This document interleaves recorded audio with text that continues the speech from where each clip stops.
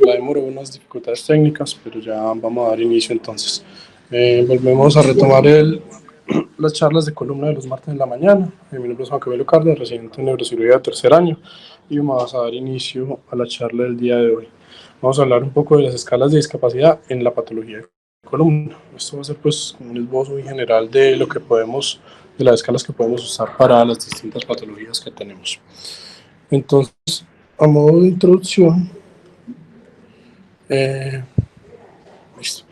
Como saben, la patología de columna es algo increíblemente frecuente en nuestro medio. El dolor de columna es un síntoma tan frecuente que es mayor del 80% en toda la población general en algún momento de la vida. Esto trae distintos problemas y consecuencias en la vida de los pacientes, y en muchos casos el abordaje general que se le da y la importancia que se le da es mucho, pues en general muy dirigida hacia las imágenes diagnósticas, hacia el síntoma principal cardinal que es el dolor como tal, y en las evaluaciones posoperatorias, dado que el paciente lo requiere, porque como les comenté, esto abarca en general toda la patología de columna, ya sea generativa, traumática, cualquiera que podamos abarcar. Lo que más nos enfocamos es principalmente en los resultados imagenológicos, ¿cierto? Como podemos evidenciar, muchas veces vemos unas construcciones que se ven muy bien por la imagen de control y el paciente no siempre está de la misma forma, ¿cierto? Y la otra... el otro aspecto en el que nos fijamos mucho también es en la funcionalidad del paciente, en que el paciente tenga el estado neurológico preservado, principalmente dado por la preservación de la fuerza, ¿cierto? Pero siempre, pues en algunos casos, se nos pasa por alto un elemento crucial, que es como tal la discapacidad del paciente. ¿Qué es la discapacidad? La discapacidad es como digamos, la consecuencia y las alteraciones que trae todo este conjunto de síntomas que presenta la patología de columna en el paciente. Entonces, desde hace aproximadamente 30 años se vienen haciendo esfuerzos para cambiar esto, dejar el enfoque imagenológico de un solo síntoma como dolor o la fuerza o el deterioro neurológico y verlo de una forma un poco más general, yendo de la mano pues con las definiciones de salud como tal que existen, la definición de salud que todo el mundo conoce, ¿cierto? El estado completo, bienestar físico, mental, social, y no solamente esas enfermedades o en este caso dolor, digamos, o alguna alteración neurológica.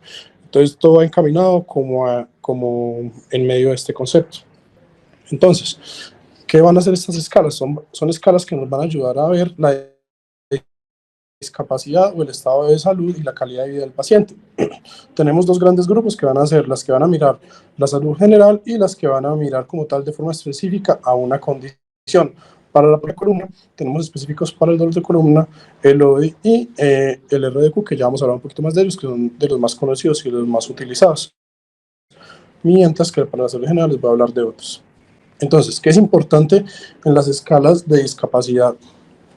Para tener en cuenta qué características tienen que tener estas escalas para que sean funcionales, sean válidas y pues las podamos utilizar en el día a día. En primer punto, tienen que ser prácticas, entonces van a ser unas escalas que se van a presentar muchas veces en forma de cuestionario, van a tener unas preguntas sencillas y los pacientes deben ser capaces de completarlos por su propia cuenta, no deben necesitar ayuda. Tienen que ser precisas. ¿A qué me refiero con esto? A que son reproducibles, que si uno aplica la misma escala dos veces o de forma repetida sobre el mismo paciente, vamos a obtener los mismos resultados, que se va a poder replicar estos resultados como tal. Tiene que ser válida. A esto me refiero con la habilidad que tiene la escala para medir lo que desea medir. En este caso va a ser el dolor principalmente, la funcionalidad y la discapacidad del paciente. Y tiene que ser sensible. ¿Qué significa ser sensible? Que no solamente puede medir lo que desea medir, sino que es capaz de encontrar una diferencia entre los grupos si es que existe esta diferencia. Entonces vamos a empezar con la primera escala. Como les había comentado, es una escala general, es el SF36. ¿A qué se refiere esto? Esto se dio a partir de un estudio que se llama el Medical Outcome Study, que se desarrolló para ver las características que pueden generar discapacidad en un paciente. En realidad ese cuestionario es muchísimo más grande, se realizó en Estados Unidos aproximadamente en 1990, pero lo que hicieron fue sacar 36 aspectos para poder evaluarlo, por eso se llama así. SF significa short form, entonces es una abreviación del Medical Outcome Study que nos permite ver la discapacidad de los pacientes. Entonces, inicialmente se hizo, como les dije, en 1990, y en este momento teníamos una puntuación de 0 a 100 en cada uno de los aspectos, ¿cierto? Van a ser 36 aspectos, como les dije, agrupados en 8 grupos. pero después en 1996 se sacaron una segunda versión en la cual vamos a tener una puntuación en base a normas. Ahorita les voy a explicar un poco mejor cómo son estas normas, cómo se interpreta y por qué, digamos, es un poco más favorable a la puntuación de 0 a 100 como tal. Entonces, lo que les estaba diciendo, vamos a tener 8 dimensiones que van a ser la función física, el rol físico, dolor corporal, salud general, vitalidad, función social, rol emocional y salud mental. Cada uno de estos va a tener diferentes apartados que nos van a sumar al fin los 36 que completan el cuestionario. Estos son todos un poco resumidos, pero no vamos a andar en eso. Listo, acá sí era lo que les quería mostrar de las puntuaciones. Inicialmente vemos que están los números de 0 a 100, que es como estaba en la primera versión, pero podemos ver los asteriscos que son lo que le está diciendo en base a norma. ¿Qué es en base a norma? Hace unos métodos estadísticos para sacar una media con respecto a la población general. Entonces, la población general va a corresponder al 50 o al 50%, ¿cierto? Y los pacientes van a presentar desviaciones estándar que va a corresponder a 10 cada uno, hacia arriba o hacia abajo, que los van a separar de la población. Entonces, ¿por qué esto es útil? Porque no solo nos va a dar un número, sino que nos va a dar la referencia con la población general. Y nos va a decir, venga, es que este número, probablemente en este aspecto, este paciente no se ve tan bien, pero si uno se pone a ver, en realidad es igual a la población general, o en un número que parezca que esté bien, es inferior a la población general. Por eso es importante esta forma de analizar estos pacientes. Entonces, ¿qué ventajas tenemos en este cuestionario? Principalmente que es un instrumento genérico, por lo que nos permite, además de eso, comparar con otras patologías y ver la discapacidad por otras patologías. Es fácil de realizar, dura de 5 a 10 minutos. Lo que les decía, permite comparar con la población general, no solamente nos da un número, sino que nos dice cómo está con respecto a cómo debería estar, básicamente. Está ampliamente validado, se ha demostrado que es preciso, válido y sensible. Y además de esto, tenemos unas versiones que son aún más reducidas, siendo el short form 12 y el short form 8, que van a tener, como dice su nombre, solamente 12 o solamente 8 preguntas o apartados, facilitando pues su uso y haciéndolo mucho más rápido. Entre las desventajas que tenemos es lo mismo, es un instrumento genérico que puede ser una ventaja por un lado, pero también significa que es algo que no fue diseñado como tal para la patología de columna, no va a estar encaminado hacia esto y no siempre nos va a dar los mejores resultados. Entonces, por eso también puede ser una desventaja. Y además de eso, no va a incluir los trastornos del sueño, la función cognitiva, función familiar o la función sexual, que también puede generar discapacidad o alterar la calidad de vida de un paciente. La otra que les quería mostrar es este, que es el PROMIS. Es un acrónimo, pues este nombre tan largo, que es el Patient Reported Outcomes Measurement Information System, que fue desarrollado en 2004 en Estados Unidos en el Centro de Salud Nacional, el Instituto Nacional. Este cuestionario también es genérico, es general para cualquier enfermedad, pero este lo llevó un poco más allá, porque la forma ideal de hacerlo es en un computador, y va a ser un sistema que tiene un pool de preguntas, aproximadamente 124 preguntas, y según lo que el paciente, la patología que tenga y según lo que vaya contestando, va a darle diferentes preguntas para enfocarlo de una forma mucho más personalizada y mucho más dinámica.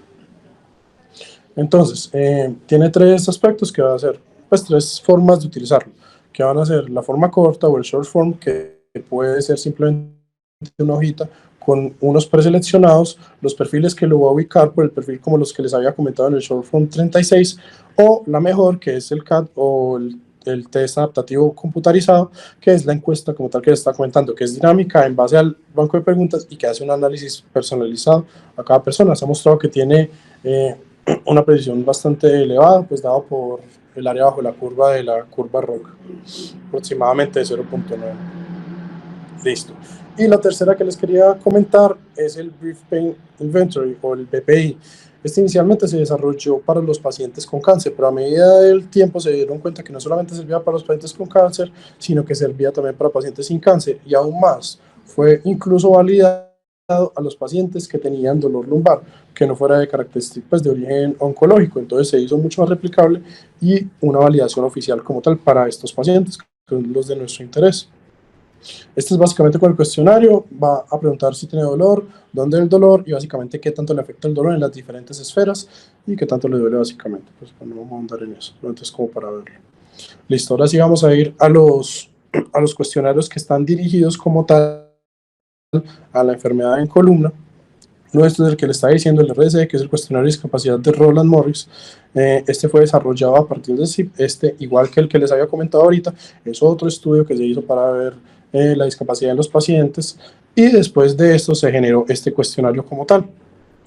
Algo muy importante en que tenemos que tener en cuenta es que las preguntas y los ítems que tiene hacen referencia a los síntomas de las últimas 24 horas que tiene el paciente, y en total van a ser 24 ítems. Acá también les traje solo los ítems. Acá no va a tener un puntaje como tal, sino va a decir sí, no, y cada uno le va a dar un punto. No es que pueda darle más o menos de un punto cada uno. Y el otro, que es probablemente el más conocido por todos, es el índice de discapacidad de Oswestry, o el ODI, como pues es su abreviación.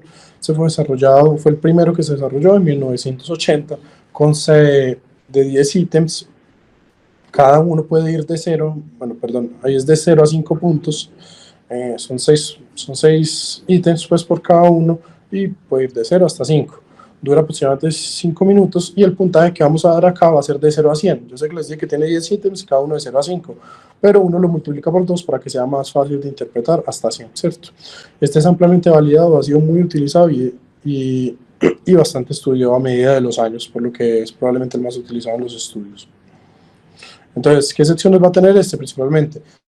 La intensidad del dolor, el cuidado personal, levantar objetos, caminar, sentarse, pararse, el sueño, la vida social, la capacidad de poder viajar o el haberlo hecho, y el trabajo. ¿Qué se ha visto? Se han hecho diferentes estudios para validarlo y ver qué tan preciso es, y de hecho se encontró que algunos de los ítems que más representan la discapacidad de los pacientes no son lo que uno esperaría, que sería caminar o sentarse, sino de hecho son cosas que no llevan tanta actividad física, sino que son cosas que llevan más placer, como digamos la vida social, el viaje, que le afecta el trabajo, lo que implica que es una discapacidad incluso mayor, porque no es una actividad física con tal que produzca dolor, sino que es algo que genera placer, y a pesar de eso, por la discapacidad, no son capaces de hacerlo. Esta es la interpretación que uno le da a los Oswestry, aproximadamente del 0 al 15 o 20%. Uno habla de una discapacidad mínima. En general, estos pacientes pueden llevar a cabo sus actividades de la vida diaria. Del 15-20 hasta el 35-40% es moderada, van a tener dolor, van a tener dificultad, pero igual van a ser capaces pues, de llevarlas de la vida diaria, no tanto el trabajo. Del 40% en adelante ya va a ser una discapacidad grave, que va a hacer que el paciente, su mayor problema pues va a ser el dolor, pero a pesar de eso va a tener otras áreas afectadas y no va a ser capaz de llevar a cabo la gran mayoría de sus actividades de la vida diaria, hasta pues más adelante, que son incluso escenarios peores. Entonces, yo les comenté acá apenas 5 de las escalas. En realidad existen muchísimas escalas para evaluar esto, pero estas 5 son probablemente las que más se han estudiado, las que más están validadas y las que mejor rendimiento tienen. Acá es como un resumencito, pues no vamos a hablar mucho de todas en realidad, solamente para que sepan que existen muchas escalas para diferentes abordajes, que uno lo puede dividir en agudo, crónico, y agudo si es específico o genérico, como les había comentado. Acá los genéricos, que está el SF36, el BPI, que se les había comentado también, y los específicos, que están el ODI y el de Roland, de la misma forma. Listo. Entonces, basado en todo esto que hemos hablado, al fin, ¿qué nos tenemos que llevar para la casa? ¿Qué es lo que debemos usar? ¿Cuál sí, cuál no? Este es un estudio de 2019, que lo que hizo fue intentar responder esta pregunta. Por lo que les había comentado, existen tantas escalas que uno no sabe cuál escoger en realidad para evaluar esto en los pacientes. Lo que hemos encontrado es que lo que se ha hecho, lo que más tiene evidencia, son justamente las dos escalas que les había comentado. Las específicas, la de ODI y la de Roland Morris.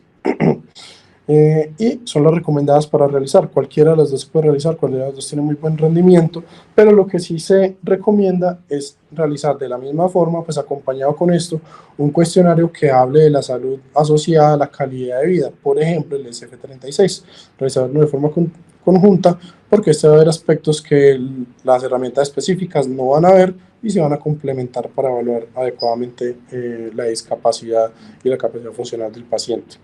Mientras que las herramientas genéricas, el BPI es el único que está validado como tal para dolor lumbar, por lo cual es la de mejor rendimiento que podemos usar para estos pacientes.